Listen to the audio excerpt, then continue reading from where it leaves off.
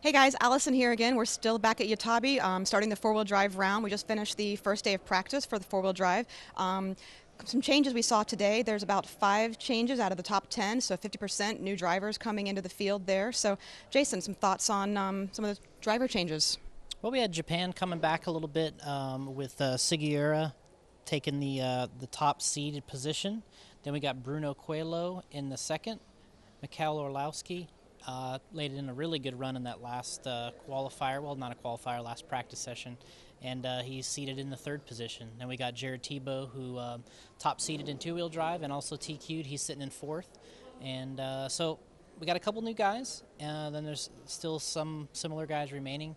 Um, it took a little while, I think, the guys to get accustomed to the four-wheel drive buggies again. There was one guy that tried a two-wheel drive buggy. That was Steven Hartson. So you can see that guys were experimenting. They had to go back through the rules to determine if Steven could actually run the two-wheel drive or not. They determined that he wasn't able to run two-wheel. It needed to be either four-wheel drive or front-wheel drive, and now they're actually checking that in technical inspection if you're running two-wheel or four-wheel. So Steven he ran about 3 different cars today. He went 2 different four wheels. He ran a two-wheel drive, so that's the defending world champion kind of mixing it up, trying different things, and it was actually kind of nice to see. Steven had a 17.8 lap time with the two-wheel drive out here against the four-wheel drives. I think the fastest lap in that last round was about a 17.2 or 3. So you can see the two-wheel drive. I mean, it is competitive, but they're obviously not allowed to run. So we had Ryan Cavallari running pretty well, taking a 6th seed. Lee Martin in the 7th. David Roenfolk, 8th. Nayato kind of coming back a little bit, running a little bit better in four-wheel drive than he did in two-wheel drive. He's still got a ways to go. He was my prediction to win, so he's got a ways to go there. And then we got Ty Tessman and then Ryan Mayfield, 11th.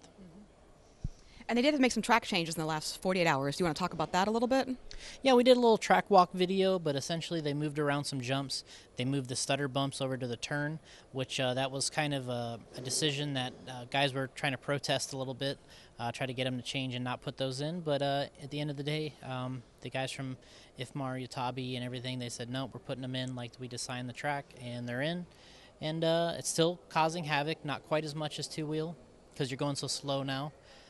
We got a big roller in the center. We got the send it jump in front of the driver's stand here that I think is actually really cool. The best part of the track is this jump coming in front of the driver's stand and then the double single after. I think that has the best rhythm on the track.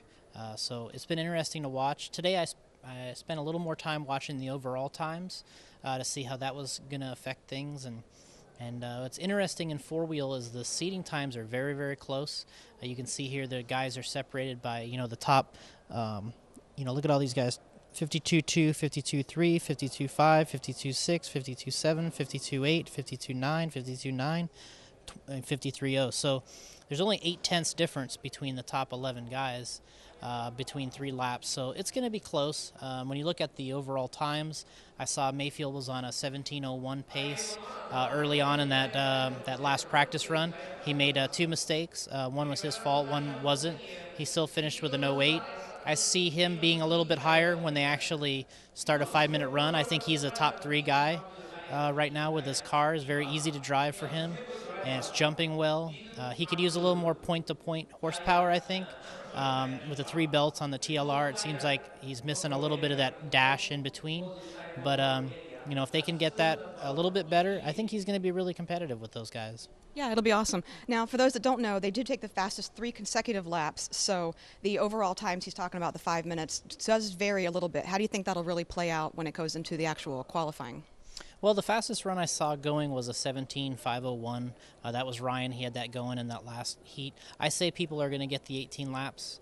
At the end of the day, guys are going to get 18 laps, and I'd say that 01, 02, it's going to be just like two-wheel drive. We had a handful of guys getting the 18, and then guys getting the flats in the 01 and 02. I think that's kind of where you want to be. If in that next round, in the first round of qualifying tomorrow, if you get an 18 lapper or you get a low 17, you're going to be in the top 3. All right, you heard it here, 18 laps. We'll see you tomorrow.